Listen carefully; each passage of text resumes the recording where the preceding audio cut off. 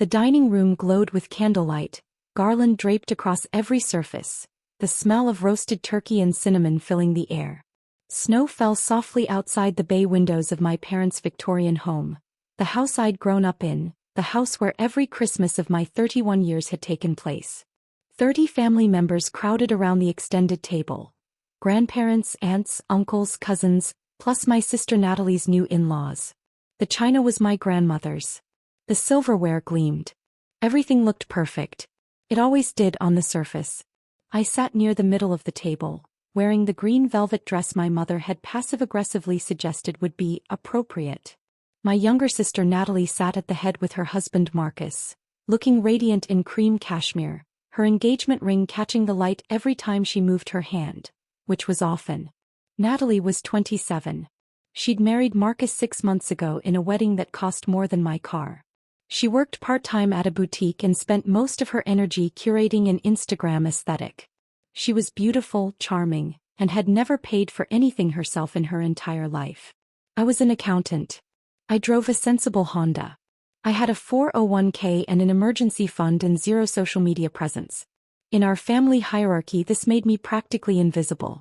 My father stood, wine glass in hand, and tapped it with his knife. The conversations died down. "I want to thank everyone for being here tonight," he began, his voice warm with holiday cheer and alcohol. "Family is what matters most. Being together, supporting each other, lifting each other up." Murmurs of agreement rippled around the table. My mother smiled adoringly at him. "Which is why," he continued, his eyes finding me, "I'm so proud to announce that our daughter Jennifer has made a very generous, very mature decision." My stomach dropped. I hadn't made any decision. I hadn't been asked about any decision. Jennifer has agreed to transfer her trust fund to her sister Natalie and Marcus, to help them get started in life. The room erupted. Gasps of delight. Someone started clapping. My aunt clutched her pearls. Natalie's hand flew to her mouth in a performance of surprise that would have won her an Oscar. But I saw it. That flicker in her eyes. She'd known. They'd planned this. "How wonderful!" Grandmother exclaimed from her seat near the fireplace. "What an incredible gift," Marcus's mother said, beaming at me. My father raised his glass higher. "To Jennifer for putting family first. To Jennifer." The chorus echoed around the table. Nobody was looking at me. They were looking at the idea of me. The good daughter, the generous sister, the perfect supporting character in Natalie's story. I set down my fork carefully. I didn't agree to that. The room went quiet so fast it was like someone had pulled a plug. My father's smile froze. "Jennifer, don't be modest." "I'm not being modest. I'm telling you I never agreed to give Natalie my trust fund." My mother's eyes flashed a warning. "Jennifer, we discussed this." "No. You told me this morning while I was helping with the pies that you thought it would be nice if I considered helping Natalie." I said I'd think about it.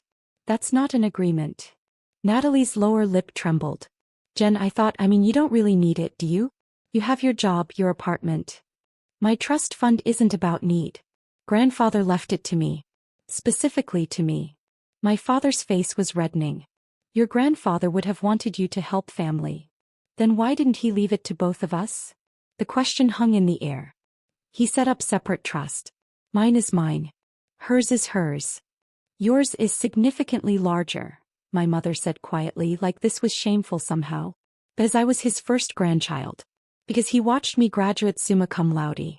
Because I spent every Sunday with him for 5 years before he died, listening to his stories, helping with his finances." My voice cracked slightly. "I earned that relationship. That trust isn't just money. It's his way of taking care of me after he's gone. How can you be so selfish?" Natalie's voice rose, tears spilling down her cheeks. Real ones for once. "Marcus and I are trying to buy a house. We're trying to start a family. We need help. You got a $75,000 wedding. You drive a brand new Mercedes. You vacation in Europe twice a year. That's different." "How?" "Because Mom and Dad give us that. You're supposed to give us the trust fund." The honesty of it was almost breathtaking. She didn't even see the problem with what she'd just said. My father's fist came down on the table so hard the silverware jumped. "Enough. Jennifer, you will transfer that trust fund to your sister or what?" I interrupted, my voice steady despite my racing heart. His face went purple. Or you're not welcome in this family anymore. Gasps around the table. My grandmother made a small sound of distress.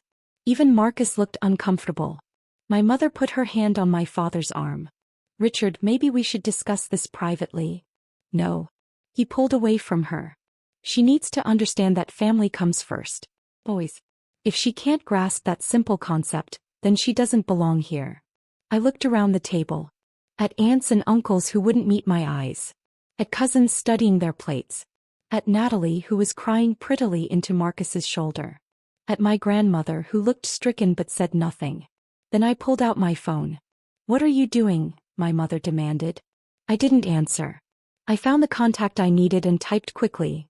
Need you at parents' house. Emergency. No. My father stood up. Put that phone away. We're not done talking about this. Actually, we are. I set the phone face down on the table. But we're going to have a different conversation in about 25 minutes. What are you talking about? You'll see. The tension was suffocating. People shifted uncomfortably. Someone coughed. Natalie had stopped crying and was watching me with narrowed eyes. My mother tried to salvage dinner. Why don't we table this discussion and enjoy our meal? The turkey is getting cold. I'm not hungry anymore, my father said flatly, still staring at me. Neither am I, Natalie added. Well, I am. I picked up my fork and took a deliberate bite of mashed potatoes.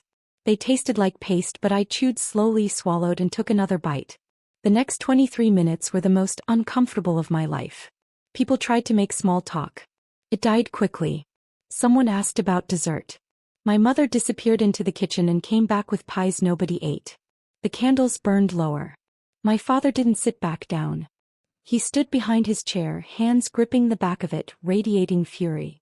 At exactly 25 minutes, the doorbell rang. My mother looked confused. Who could that be? Everyone's here.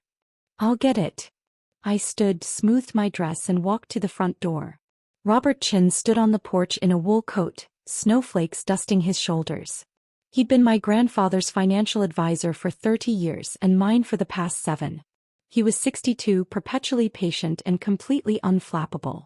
Jennifer, he said warmly. I came as soon as I got your text. Thank you, Robert. I'm sorry to pull you away from your family on Christmas. Not at all. Your message said emergency. What's going on? I led him into the dining room. 30 faces turned toward us with varying expressions of confusion. My father's eyes widened. Robert, what are you doing here? Richard. Robert nodded politely. Merry Christmas. Jennifer contacted me regarding an urgent matter concerning her trust fund. There's no urgent matter, my father said quickly. This is a family discussion. It doesn't concern you. Actually, Richard, if it involves Jennifer's trust fund, it very much concerns me. I'm the trustee. Robert set his briefcase on the sideboard and opened it, pulling out a folder. Jennifer, you mentioned that your family was under the impression you could simply transfer your trust fund to your sister. Is that correct? Yes, I said quietly. I see. Robert adjusted his glasses and pulled out several documents. Well, let me clarify a few things for everyone here. He looked around the table, his demeanor professional but firm. The trust established by Harold Whitman for his granddaughter Jennifer contains very specific terms. My father's face had gone from purple to gray. Robert continued, reading from the document.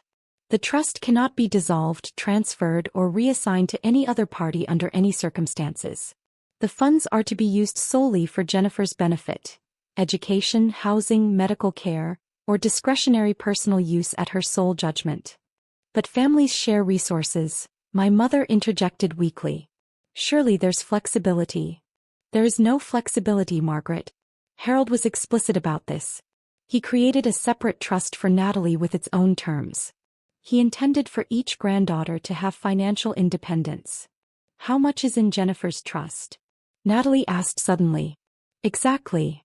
Robert looked at me. I nodded. As of close of business yesterday, $847,000. You could have heard a pin drop. Several people choked on their wine. Natalie's face went white. That's almost $1 million. Grandfather invested wisely, I said quietly. And I've never touched the principal. Only the interest and only when necessary. How much is in my trust? Natalie's voice was small now. Robert pulled out another document. Your trust currently holds $127,000. It would have been more, but there have been several distributions over the years. A car at age 22. Credit card debt forgiveness at 24. A loan for your wedding that was never repaid. That's enough, my father snapped. Actually, Richard, I think everyone should understand the situation. Robert's voice was kind but unyielding. Harold created these trusts because he understood financial responsibility. Jennifer has demonstrated that responsibility. She's allowed her trust to grow. She's built her own career. She's never asked for handouts. He looked at Natalie not unkindly. You've made different choices. That's your right. But you don't get to benefit from your sister's choices. Natalie burst into tears again. Real ones this time, ugly crying that made her face splotchy. My mother rushed to her side. This isn't fair. Jennifer doesn't need that much money. What I need isn't the point, I said. The point is that it's mine. Grandfather gave it to me because he trusted me to use it wisely. And I have. So you're just going to hoard it while your sister struggles? My father demanded. Natalie doesn't struggle. Natalie has everything handed to her and spends it all, then comes back for more. That's not struggling. That's irresponsibility. How dare you? Richard. Robert's voice cut through my father's building rage. I need to tell you something else. Something Jennifer asked me not to mention, but I think it's relevant now. I closed my eyes. I'd asked him to keep this quiet. Robert pulled out another set of documents. Over the past 8 years, Jennifer has been making anonymous donations to various family members in need. She paid for your nephew's college tuition when he couldn't afford it. She covered your sister's medical bills when her insurance denied her claim. She funded the renovation of your mother's nursing home room when the facility said they couldn't accommodate her needs. My grandmother's hand flew to her mouth. Robert continued, total amount of family assistance from Jennifer over 8 years. $89,000. None of you knew because she asked me to make the contributions anonymously. The silence was deafening. My Aunt Linda started crying. Jenny, you paid for David's college. I nodded, unable to speak. And you paid for my surgery? My Aunt Carol whispered. Another nod. Why didn't you tell us? My grandmother asked, her voice breaking. Because it wasn't about recognition. It was about helping family when they actually needed it. Not funding Natalie's lifestyle. My father had collapsed into his chair, staring at the table. My mother's face was buried in her hands. I think, Robert said gently, that Jennifer has demonstrated repeatedly that she understands family obligation. What she's refusing to do is enable entitlement. There's a significant difference. He put the documents back in his briefcase. The trust cannot be transferred. It will not be transferred. Jennifer has legal right and moral justification for her position. If anyone tries to coerce, manipulate, or pressure her into accessing those funds for someone else's benefit, I will pursue legal action. Are we clear? Mumbled assents around the table. Robert looked at me. Do you need anything else from me? No. Thank you, Robert. Please go home to your family. He squeezed my shoulder briefly, nodded to the room and left. The silence after the door closed was absolute. My father finally looked up. His eyes were red.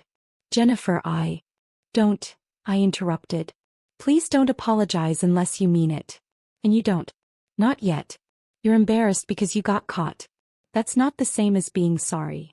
I stood, picked up my purse. I'm leaving. I hope you all enjoy the rest of Christmas. Jennifer, wait, my grandmother called out. I paused at the doorway. Come see me tomorrow, she said softly. Please. Just you. I nodded and left. The cold air hit me like a blessing. I sat in my car for a moment, hands shaking, breath fogging the windows. My phone buzzed. A text from a number I didn't immediately recognize. This is David. Aunt Linda just told me what you did.